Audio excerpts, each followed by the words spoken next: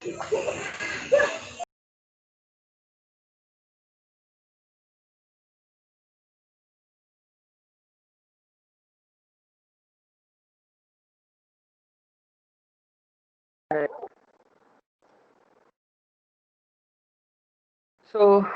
yesterday we could see the first part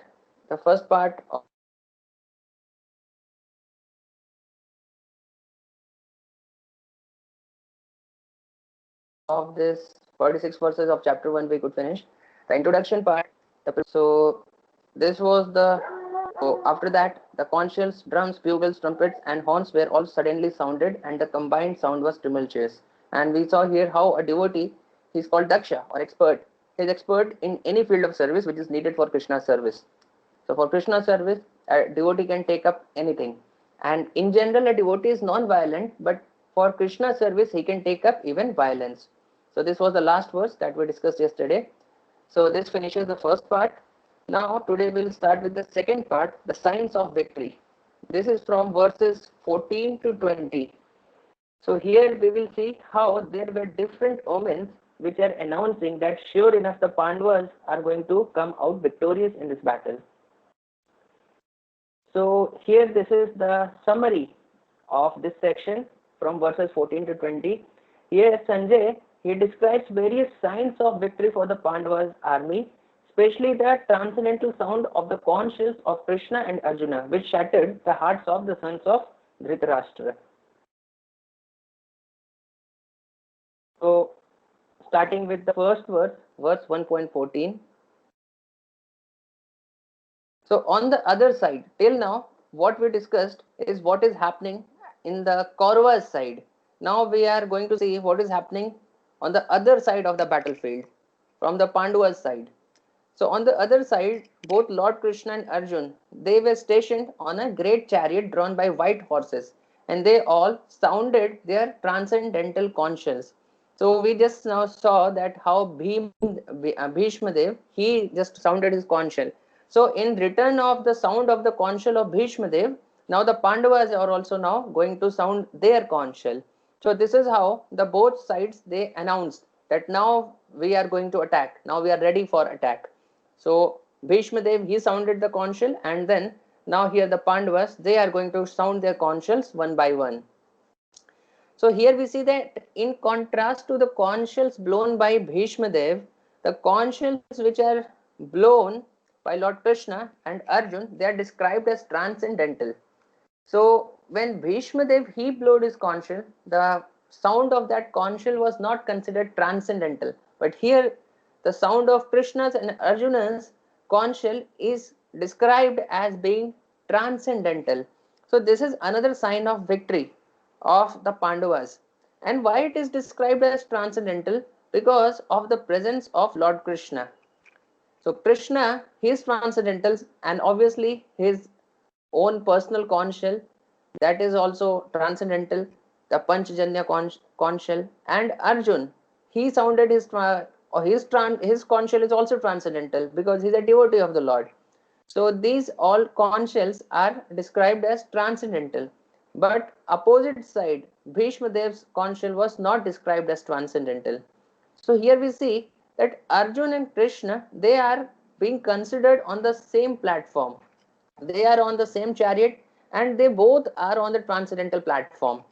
So here Srila Prabhupada tells us that only fire can mix with fire. Krishna is a supreme pure person, and only those devotees who also attain that level of purity, they are qualified to mix with Krishna on an equal level. So friendship is possible among the people of same caliber, same mindset, on the same platform. So different people, therefore even during marriage, we match the kundalis for this purpose only. Because for the marriage life to be very happy, so the husband and wife, they need to be of the same mindset, same caliber. If the husband is of different nature and wife is of different nature, so marriage will be highly unstable. So same principle is here also. For two people to be related as friends, like Arjuna and Krishna, they are related as friends, so they need to be on the same platform. So this is what is mentioned here. Here Arjun and Krishna, they are being represented in this verse as if they are both on the same platform only. So now the third thing that we can see from this verse is victory and fortune are always with people who have Lord Krishna associated with them. And hence the goddess of fortune, who is the wife of Lord Vishnu or Lord Krishna, she is also present with her husband, because goddess of fortune, she never leaves her husband. She is very chaste. And if someone has Lord Krishna on his side, then obviously he has goddess of fortune. And fortune does not mean just the money. Fortune means anything good which is there in this world. Anything nice, anything wonderful which happens. It is all by the grace of the goddess of fortune.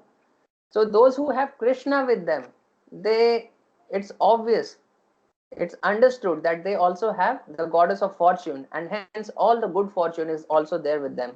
So here Krishna is there on the Pandava side, and hence the goddess of fortune is also there on the Pandava side. And here we see the different gifts that Arjun has received, that is also being described in sutra form here. So Agni Dev, he has donated the chariot on which this Krishna was sitting, and this chariot was capable of conquering the three worlds. And he also gave an inexhaustible quiver, the quiver where the arrows are kept. So these two things were given by Agni Dev. And Chitrarath, he is the chief of Gandharvas, he donated the beautiful horses which were tied to the chariot of Arjun. They were donated by Chitrarath. And Indra gave his conch shell and another quiver. So Arjuna had two quivers, and both quivers were inexhaustible. And one was given by Agni Dev and one was given by Indra. And the horses were given by Chitrarath, and the chariot himself was donated by Agni Dev. So these were the transcendental gifts that he had. So these all gifts, all this power of Arjuna is being described, so that this is being shown as another reason why the Pandavas are going to come out victorious. Because really, when they were there in Agyatwas, they were not just sleeping and passing their time. They worked hard to attain divine powers. Arjuna went to heavenly planets to attain these divine weapons and so many other things. So they were like fully prepared for the war. So this is another sign of victory for the Pandavas. Now moving on to the next 1.15. So now then here Lord Krishna blew his conch shell, which is called Panchajanya. Arjuna blew his conch shell, which is known as Devdatta. Then Bhima, he is the voracious eater. He is described here as a voracious eater and performer of Herculean tasks. So because of this characteristic of Bhima, even now there are cartoon serials about Bhima, where he is depicted as eating a lot and doing Herculean, big, heavy tasks. So he also blew his terrific conch shell called Pondra. So here we see that the special name used for Lord Krishna. We know that Krishna has many names, but here the name which is used for Krishna is Rishikesh, because this is in regard to his relationship with Arjun. So Rishikesh, the meaning of this word Rishikesh is the master of senses. So obviously Lord Krishna is master of senses. Like we tell Rishikesh Rishikena Sevanam, that we should serve the master of the senses with our senses. That means we should employ our own senses in the service of the master of the senses. And who is the master of senses? Rishikesh, that's Krishna. So the more we apply our senses in the service of the Lord and not apply our senses in our own personal sense gratification, to that extent Krishna controls our senses, and to that extent the senses become transcendental. So this is a very important point to note. The more we use our senses not for our own gratification, but we use our senses for the pleasure of Krishna, to that extent Rishikesh, Krishna, who is the master of the senses, he controls our senses. So in case of a pure devotee like Arjun, who is fully surrendered to Krishna, Krishna fully controls his senses. So here Rishikesh word depicts that in this battle, because Arjun is a 100% surrendered devotee of the Lord, So Lord Krishna is 100% going to control his senses. That means this is another sign of victory for Arjun, because although Arjun is fighting, but who is controlling his senses? Lord himself, Rishikesh, he himself is controlling the senses of Arjun. So therefore this word Rishikesh is mentioned here. That here the Lord of the senses, now he is fully prepared to control the senses of Arjun and lead him to victory. And here Arjun is called Dhananjay and Bhim is called Vrikodara. So these words are also very important in this verse. So Dhananjay means the bringer of wealth. So there is a background story to this, that one time when Rasoi Yagya was being performed and Maharaj Yudhishthir was in need of a lot of wealth. So that time Arjuna, he went and brought a lot of wealth in some way. There's a background story to this. So therefore, because of that, he is given this name Dhananjay, the bringer of wealth, and Vrikodara. So here Bhim, he is the voracious eater and he is the performer of Herculean tasks. So therefore, Bhima is called Vrikodara. So here Srila Prabhupada mentions that we can eat a lot. In his purport, Srila Prabhupada to this verse he mentions that it's not in his purport but one of his lectures. Srila Prabhupada mentions like Bhima is mentioned as Vrikodara, that is a performer of Herculean tasks. So we can also eat a lot, but then after eating a lot we can perform Herculean services also, like Bhima. So not that one should just eat and then sleep. So eating a lot is allowed, but then when you have eaten a lot, so now you have a lot of energy in the body. So now you should use this energy to perform Herculean tasks in the service of Krishna. So that is what Bhima used to do. He used to eat a lot, but then he used to perform Herculean tasks also.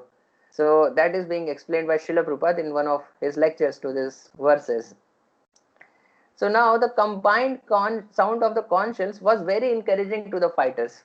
But on the other side, there were no such credits and nor the presence of Krishna or the goddess of fortune. So here we see that all these people, when they are blowing their conch shell, so the Pandava soldiers, they became very, very encouraged. But these credits were not present on the other side. Hence, the clear message which is being announced by the conch shells that these people are the Kauravas, they are predestined to lose for sure. So, moving on to the next verse, verses 1.16 to 18. So, here 16, 17, 18, the three verses are taken together. So, here the translation of the verse is like this, that King Yudhishthir, the son of Kunti, he blew his conch shell, the Ananta Vijay, and then Nakul and Sahadev, they blew their conch shells, Subhosh and Mani Pushpak.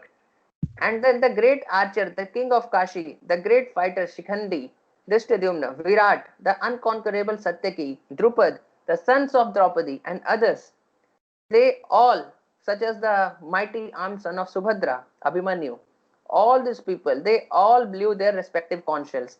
So now everybody blowing the conch shell means they are announcing that now we are going to fight. It's a warning, it's a sign that now the battle is going to begin. So here, the explanation of this verse is Sanjay, he is speaking this verse and indirectly he is very tactfully announcing to Dhritarashtra, he is informing Dhritarashtra that because of his unwise policy of deceiving the sons of Pandu, so many people in the Kuru dynasty are going to be killed. So he's naming all these warriors, that all these warriors now they are blowing their conch shell. So in other words, he's telling that because of you, this battle is going to happen, and all these people whom I am going to name, all these people are going to die. So that's what he's telling indirectly, Sanjay, to Dhritarashtra by telling this verse. So moving on to the next verse, 1.19.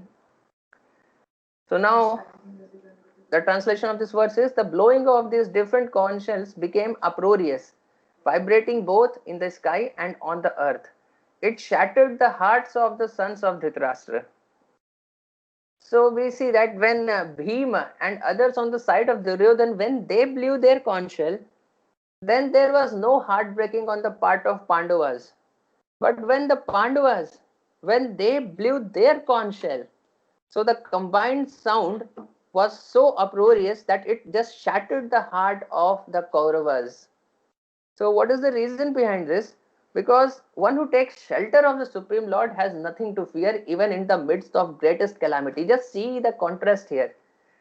If Krishna is removed, then the Pandava army is no match to the Kaurava army, because the Kauravas, they have the most powerful warriors like Bhishma Pitama, Dronacharya, Karna, and Duryodhan himself is a great warrior, and many others who are present. And they have a big army also, a bigger army than the Pandavas.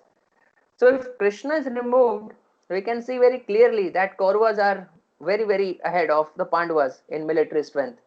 But still, when the Kauravas blew their conch shells, Pandava's heart was not shattered. But the Pandavas, when they blew their conch shell, the hearts of all the Kauravas got shattered because of the presence of Supreme Lord. And here the very clear message is, one who has Supreme Lord in his side, he has nothing to fear, even in the midst of greatest calamity. So even previously, we should note that this is not happening for the first time.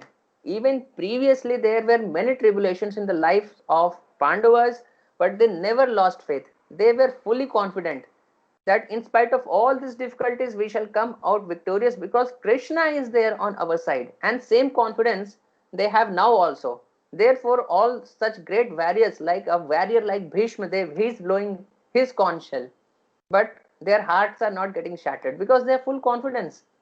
So here Srila Prabhupada many times he gives this example, this analogy of a son in the lap of his mother or father.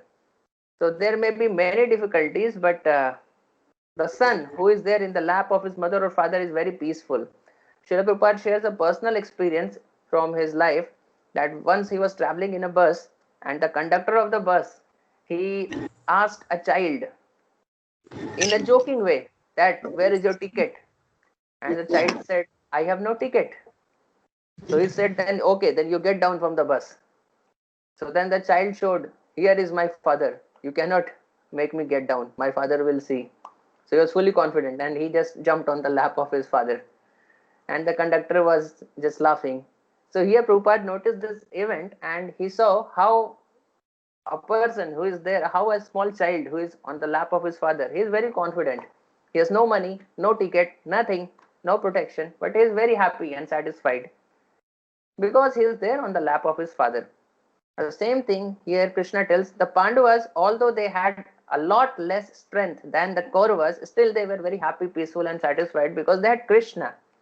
And even Bhishma Dev, he blew his conch shell, but their hearts were not broken.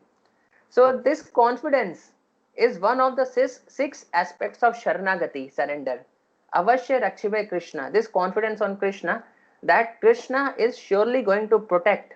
This is one of the six aspects of Sharanagati. So I would like to show you this verse. This is from the introductory song of the book Sharanagati of Srila Bhaktivinoda Thakur. So in this verse, here the six aspects of Sharanagati are depicted. Here it is given. The first aspect of Sharanagati is Danya, humility. Second aspect is Atma Nivedan, dedication of the self. Like we see Atma Nivedan, like who did Bali Maharaj, fully dedicating himself for the service of Vaman Dev. So Danya, humility, then Atma Nivedanam, then third is Goptrivete Varana. So this is like acceptance of the Lord as one's only maintainer. Like where we accept, like we don't go to demigods for our maintenance. We don't go to anybody else. We just put our faith on Krishna for our maintenance. And then here the fourth thing comes, the consciousness of Avashya Rakshibe Krishna. That Krishna will surely protect me, which is this Vishwas. Avashya Rakshibe Krishna, a Vishwas Palana. Yeah, full faith on the protection of Krishna. So that is what the Pandavas are exhibiting, this faith here. So this consciousness is very important for us to take shelter. And then the fifth aspect is execution of those activities which are only favorable for pure devotion, and the last one is renunciation of activities which are not favorable for devotion.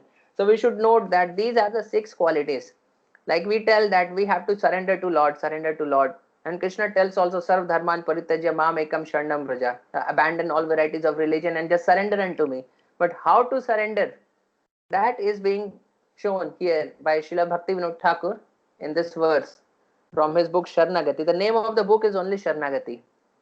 So how to surrender? He is giving these things, that a devotee should have all these 6 qualities.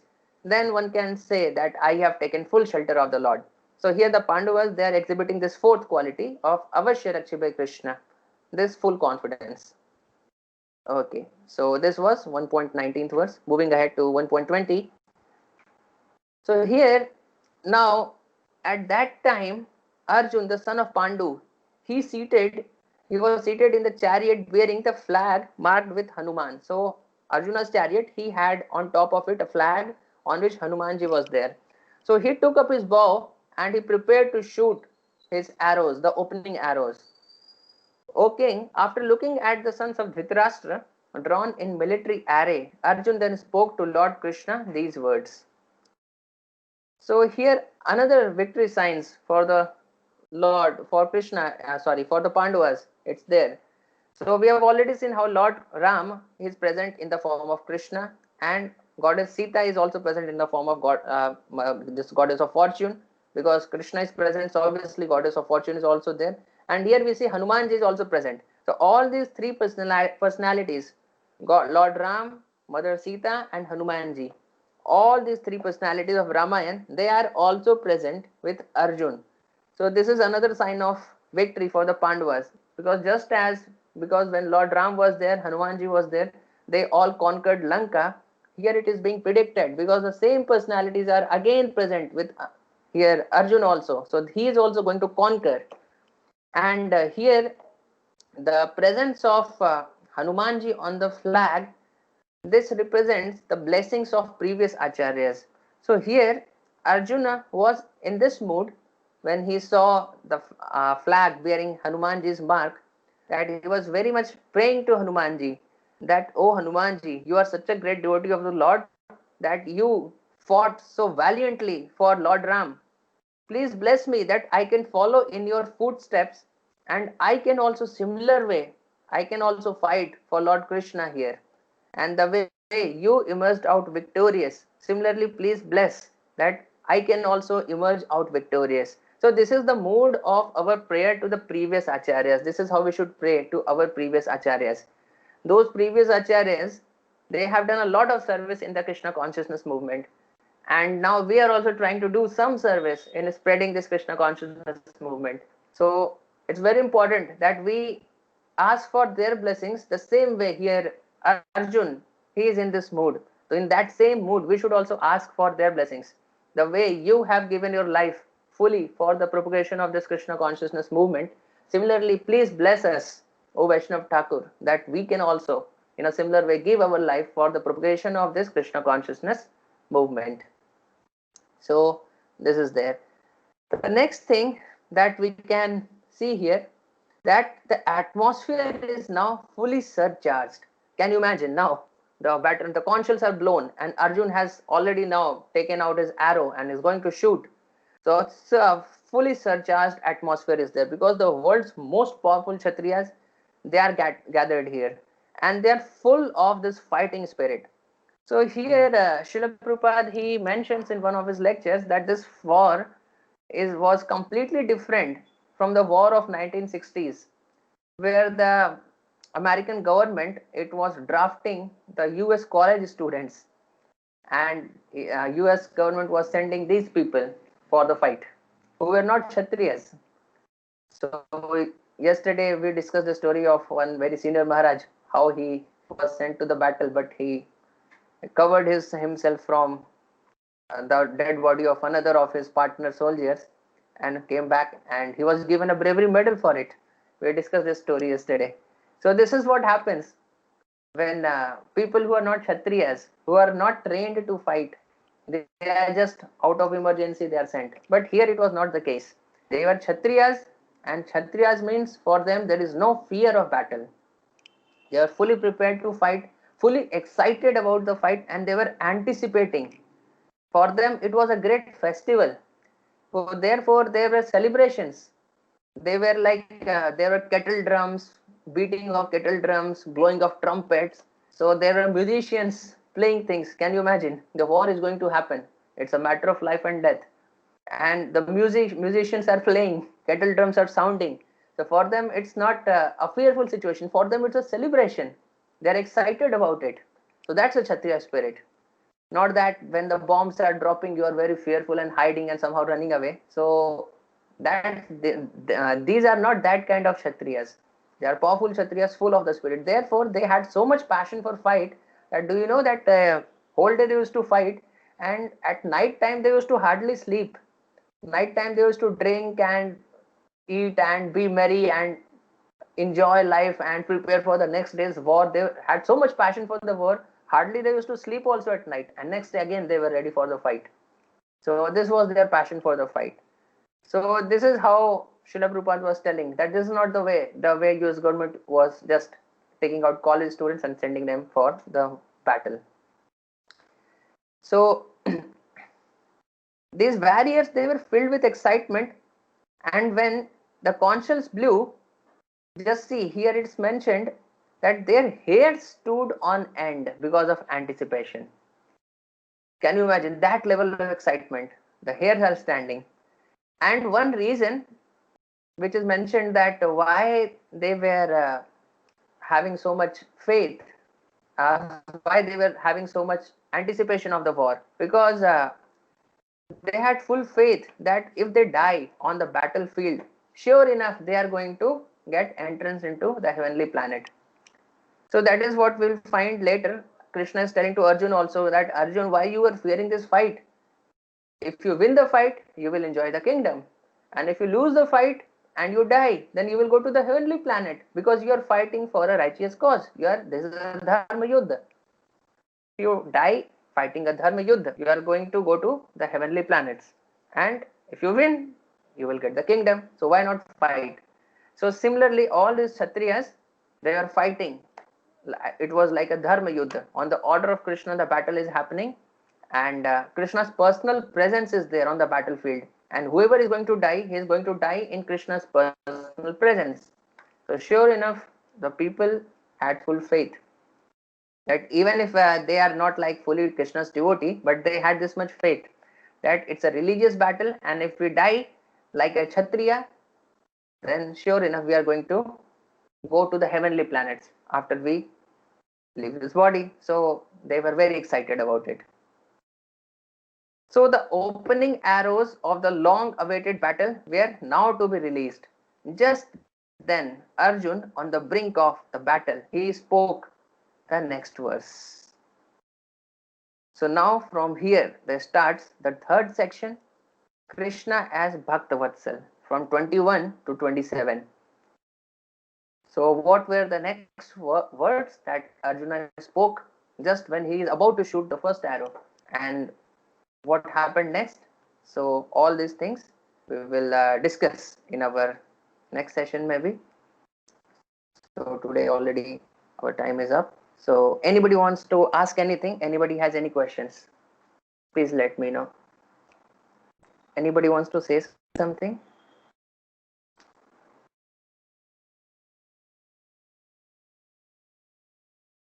Okay, ठीक है. So we will end here. Srila Prabhupada ki jai.